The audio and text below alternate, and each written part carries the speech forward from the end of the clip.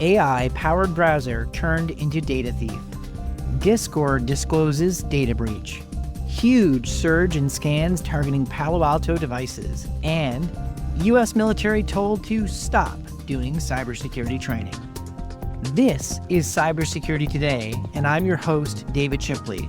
Finally back home in Fredericton after 30 days of travel with 15 flights, 5 time zones, 2 oceans, 2 seas, 1 Great Lake, and amazingly, no lost luggage.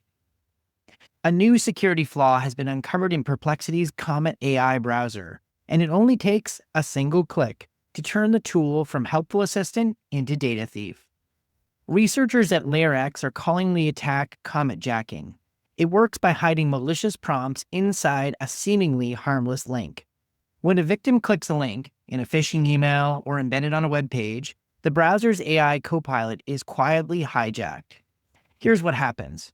Instead of taking the user to the site they expected, the crafted URL instructs Comet's AI to consult the memory and run a hidden prompt. That prompt can grab data from connected services like Gmail or Calendar, encode it with simple base64 tricks to evade detection, and then send it off to an attacker's server.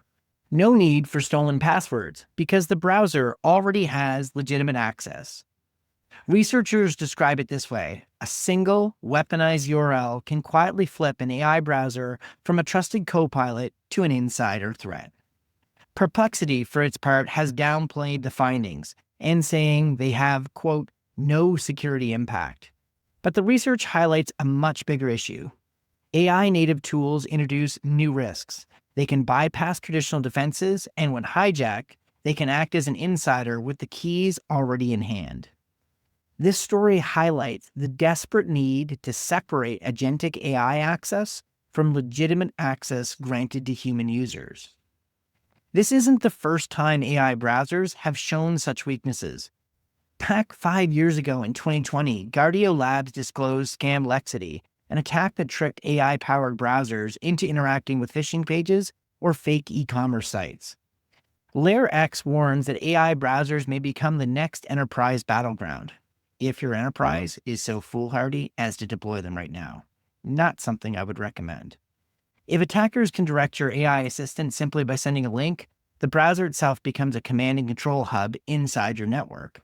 The call from researchers here is clear. These tools need security built in from day one to make sure that agent prompts and memory access can't be hijacked. And for everyone else, it's a reminder that in the age of AI, sometimes the most dangerous thing you can do online is still the oldest trick in the book, clicking a bad link. And sometimes the only defense for organizations is making sure we educate people to think critically about what they're accessing.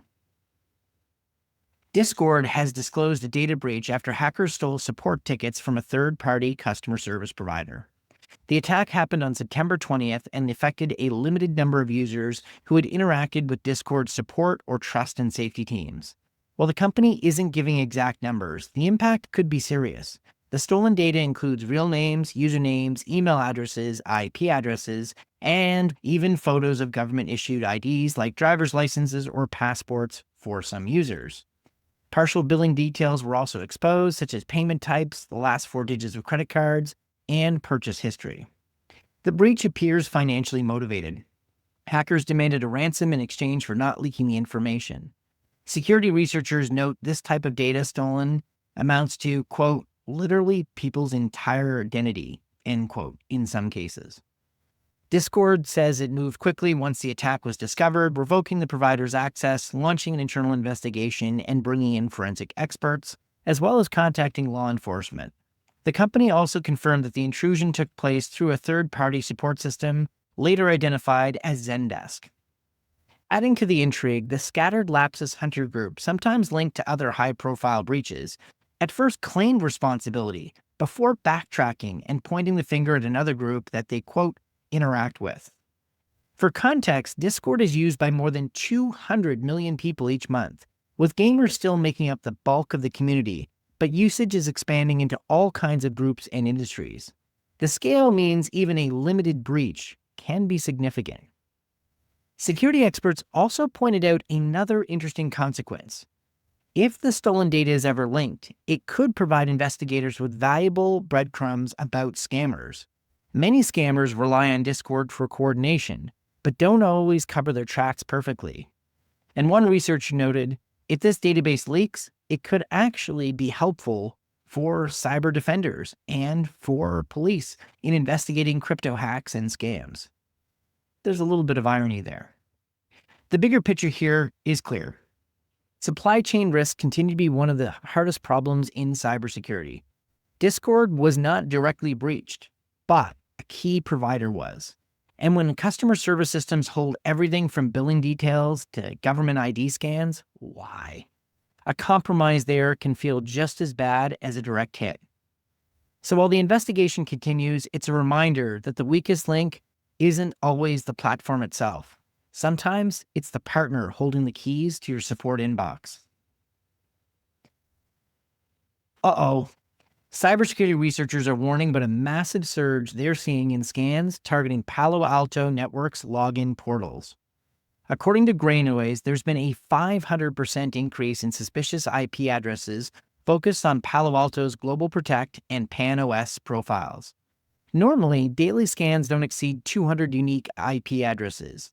But on October 3rd, researchers observed more than 1,200 IPs engaged in this activity.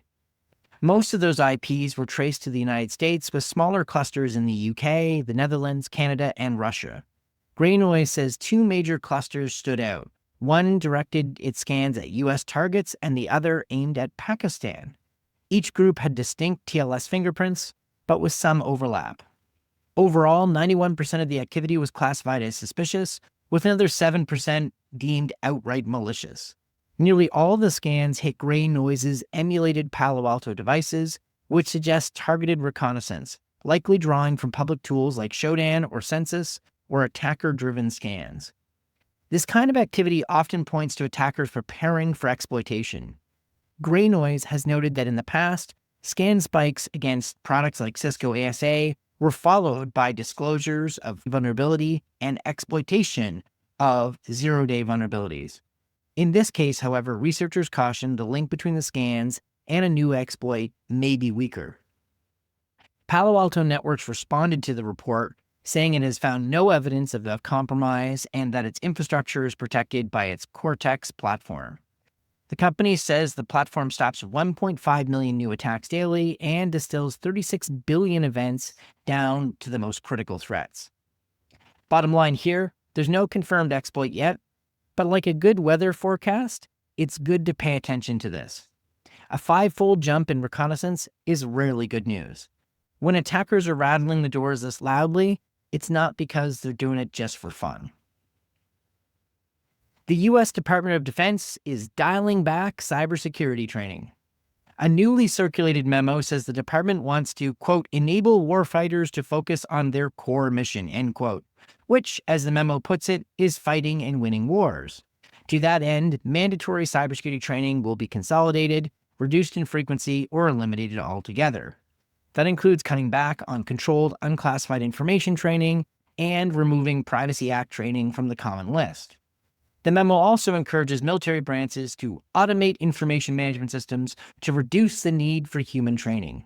In other words, let the machines handle it.